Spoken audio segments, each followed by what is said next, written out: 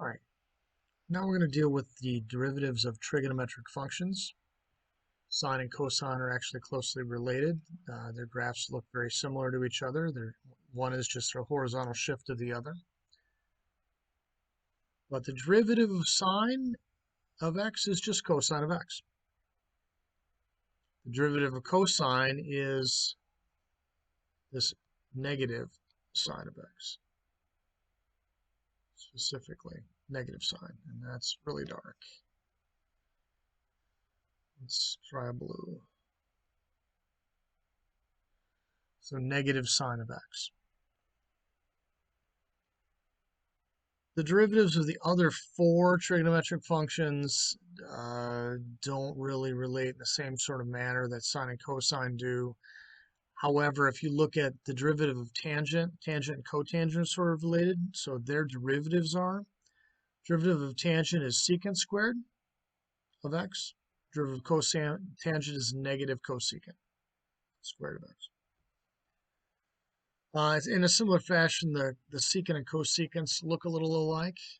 Derivative of secant is secant tangent, and derivative of cosecant is negative cosecant cotangent.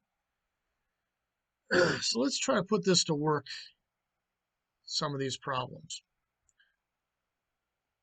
All right, that first one, number 176. We've got the sum of two. The trigonometric part is this cosecant of x. The other one, 5x, 5 over x. So note 5 over x is equivalent to 5 times x to the negative 1.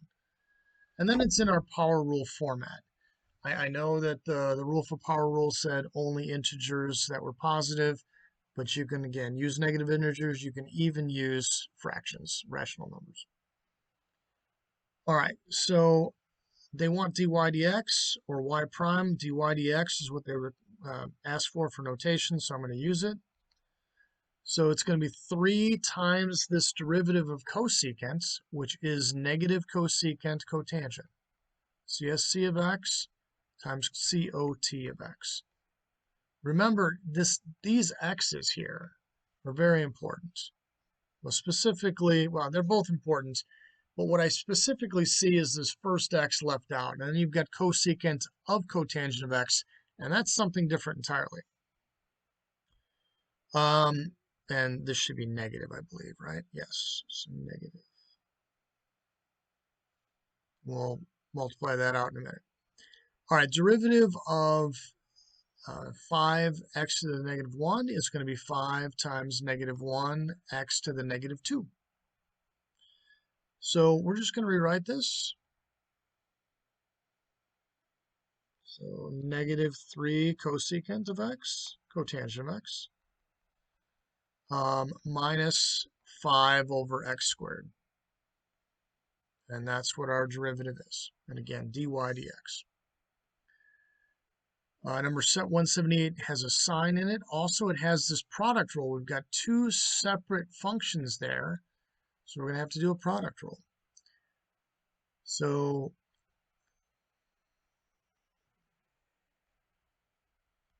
we're going to take the derivative of x, and that's just 1. And now we're going to take the product rule of this x cubed and sine x. So we can take the first times the derivative of the second plus the second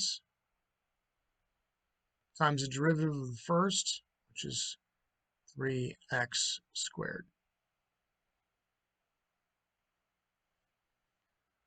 So that's still 1. I'll distribute the negative.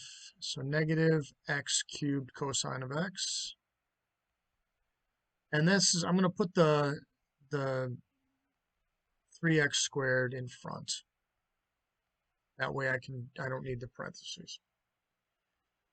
All right, let's move over and attempt this tangent one. So we can still have those up. All right, so they're still up. I'm actually going to start it up here.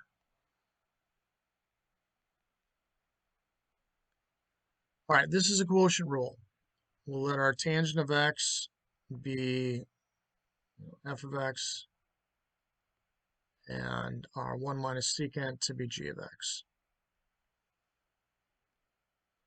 So if you recall, it's the bottom. So 1 minus secant and times derivative of the top, which is derivative of tangent. You can see over here. Let me scroll over so you can see it. Excuse me. I know what it is. Oh, it's there. I'm sorry. So it's this 3.13. So that gives us secant squared of x. And that's going to be minus the top times derivative of the bottom. Derivative of 1 is 0. Derivative of negative secant of x is going to be this secant tangent, or negative secant tangent since we have the negative there.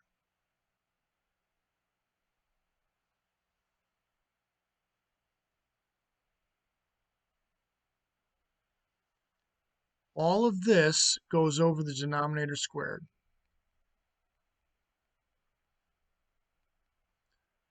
So I'm going to try to clean this up a little bit. I'm going to multiply through by this secant squared. So I get secant squared x minus secant third x, so cubed.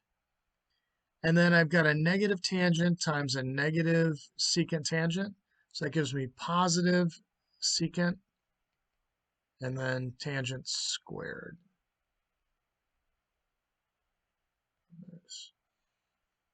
Over 1 minus secant x squared.